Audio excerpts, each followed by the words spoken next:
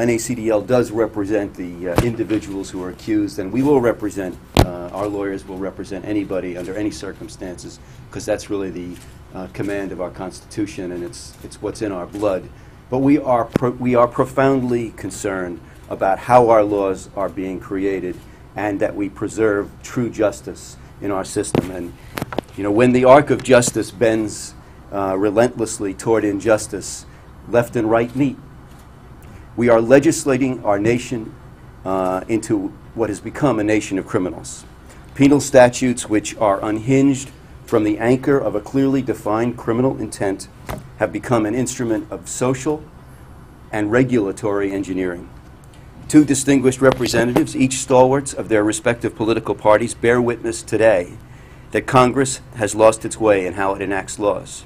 And two organizations with very different perspectives have collaborated in this major research project that demonstrates conclusively that something must change.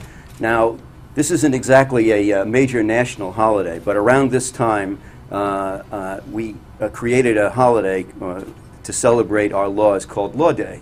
And it actually goes back to the Eisenhower administration when we were embarked on the beginning of a great titanic struggle against another form of tyranny.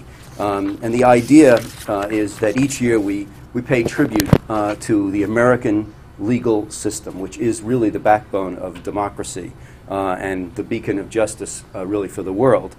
The theme this year is enduring traditions and emerging challenges. And it is so fitting that the report comes out around that theme. Although the subject of how Congress enacts criminal penalties is abstract, to say the least, to some, it is the bane of many.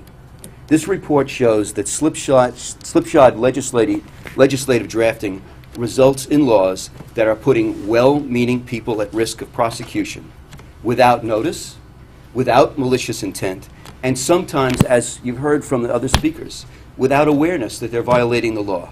This practice must end. Congress must enact laws that will restore balance to the scales of justice, and this report tells you, gentlemen, how to do it. Congress must give the people the benefit of the doubt when intent is unclear. Congress must stop enacting generalized criminal statutes and delegating the power to brand someone a criminal to the unrestrained discretion of prosecutors and unelected bureaucrats. Congress must ensure that clearly defined criminal intent requirements apply to every element of every crime.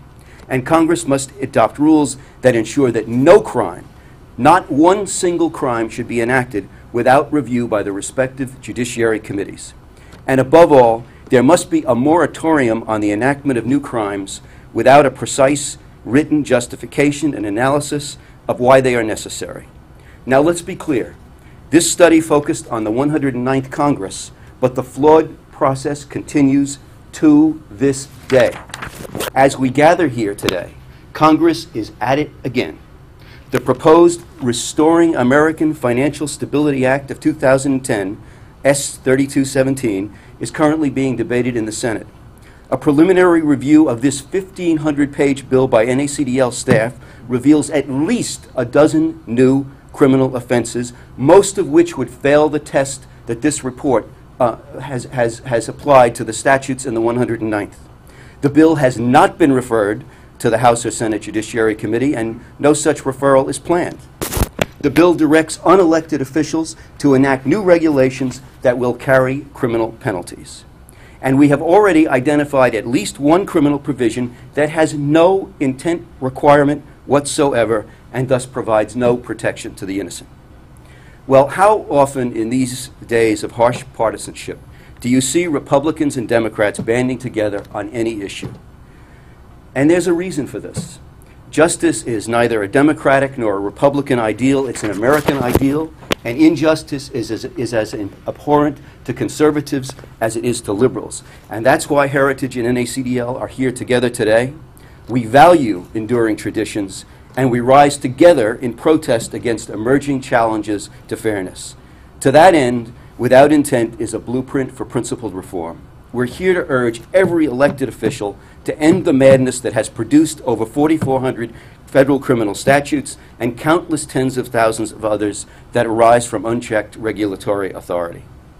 So let's make sure that this Law Day, 2010, marks the beginning of a return to the tradition of fairness and justice in the exercise of Congress's most awesome power, the power to brand someone a criminal.